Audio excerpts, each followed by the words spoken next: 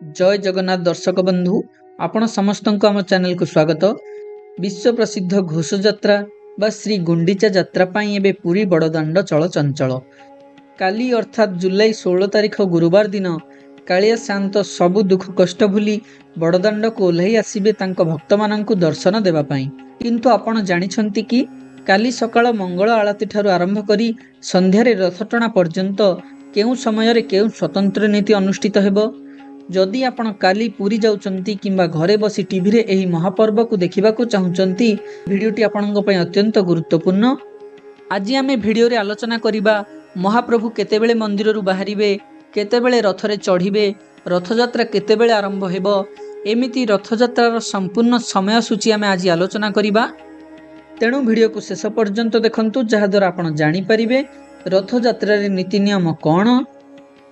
बंधुगण, श्री जगन्नाथ मंदिर प्रशासन तरफरु रथयात्रा दिन पई एक स्वतंत्र एवं श्रृंखलित नीति निर्घंट प्रस्तुत करा जाए।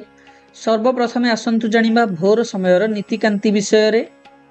प्रथमे होची सकाळ 6टारे मंगल आळती। रथयात्रा दिन सकाळ ठीक 6टारे महाप्रभुंक मंगल आळती अनुष्ठित हेबो। एहा हेउची दिनर प्रथम दर्शन। तापरे सकाळ 6:10 रे मैलम भोग, एथिरे महाप्रभुंक बेश मैलम करा जिवो। तापरे सकाळ 6:30 तड़प लगी एवं रोष होम। एही समय रे मंदिर रे पवित्र रोषेई घरे अग्नि संजोग बा रोष होम करा जिवो, जहा द्वारा महाप्रभुंक विशेष भोग प्रस्तुत होई परिबो। सकाळ 7टारे अवकाश पूजा एवं सूर्य पूजा, एथिरे महाप्रभुंक दंत धावन एवं स्नान नीति बा अवकाश पूजा करा जाई सूर्य पूजा संपन्न हेबो। तापरे हेबो महाप्रभुंक बेश और सकाळ धूप। सकाळर प्राथमिक नीति परे महाप्रभु बड़दाण्ड को आसीबा पई प्रस्तुत होंती। सेथि पई सकाळ 7:30 द्वारपाल पूजा एवं बेश पूजा। एही समय रे द्वारपाल पूजा सरिबा परे ठाकुर माननकु यात्रा उपयुक्त स्वतंत्र बेशरे सज्जित करा जाए, जाहाकु बेश शेष कुहा जाए। सकाळ 8टारु 9टा गोपाल बल्लभ और सकाळ धूप। एहा हेउची महाप्रभुंक सबुठारु प्रिय नीति। एही समय रे रथयात्रा पई प्रस्तुत स्वतंत्र खेचुड़ी भोग महाप्रभुंक पाखरे लागि करा जाई थाई। तापरे हबो रथ प्रतिष्ठा एवं महार्घ पहंडी विजे। एबे आसीबे सही महार्घ समय, जाहाकु देखिबा पई लक्ष लक्ष भक्त चाहि रही थांती। तापरे सकाळ 9टारे रथ प्रतिष्ठा। सिंहद्वार आगरे ठिया होइथिबा 3टी जाक विशाल काठ रथ नंदीघोष, तालध्वज और दर्पदलन को पवित्र मंत्रोच्चारण पूर्वक प्रतिष्ठा करा जिवो।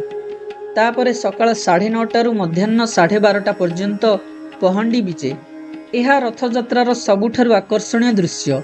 धाड़ी पहंडी रे प्रथमे प्रभु बलभद्र, तापरे देवी सुभद्रा एवं शेषरे कालिया शांत बड़दाण्ड को धीरे धीरे आसीबे। घंट, काहाली, शंखध्वनि एवं हरिबोल शब्द रे पूरा पुरी गगन पवन प्रकंपित होई उठिबो। तापरे हबो गजपतिंक छेरा पहरा और रथ टणा। पहंडी शेष हेबा परे ठाकुर माने रथारूढ़ हेबे। एहा परे आरंभ हेबो अन्य एक गुरुत्वपूर्ण राजकीय नीति। कोण? अपराह्न 1:30 रु 2:30 छेर पहरा। पुरीर गजपति महाराजा दिव्य सिंह देव सुआंगरे आसी 3टी जाक रथ उपरे सुना खड़िकेरे छेरा पहरा करिवे एवं चंदन पाणी सिंचन करिवे। एहा आम संस्कृतिर समानतार एक बड़ प्रतीक। तापरे अपराह्न 3टारे आरंभ हेबो रथ टणा। सबु प्रतीक्षार अंत घटाई ठीक अपराह्न 3टारु आरंभ हेबो रथ टणा। प्रथमे बलभद्रंक तालध्वज, तापरे देवी सुभद्रांक दर्पदलन एवं शेषरे भक्तंक गहणरे बाहरिबे जगतर नाथ जगन्नाथंक नंदीघोष रथ। भक्त माने श्री गुंडीचा मंदिर अभिमुखे रथ को टाणी टाणी नेबे। तेबे दर्शक बंधु, एहा थिला काली रथयात्रार संपूर्ण समय सूची।